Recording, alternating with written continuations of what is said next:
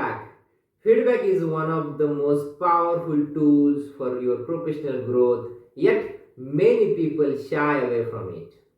Whether it is positive or constructive feedback, it helps you understand how others perceive your work and gives you valuable insights into how you can improve. To leverage feedback effectively, it is important to approach it with an open mind. Even constructive criticism can be beneficial if you view it as an opportunity to learn rather than a personal attack.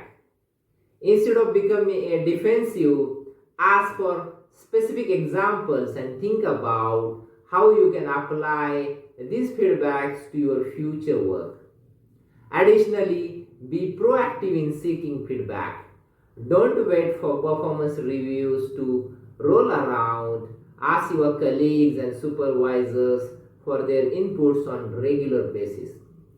Continuous feedback will help you to stay on track and accelerate your growth. So today's action step: seek out feedback from someone in your workplace this week. Ask for both positive and constructive feedback. Use it to create an action plan for your personal and professional growth.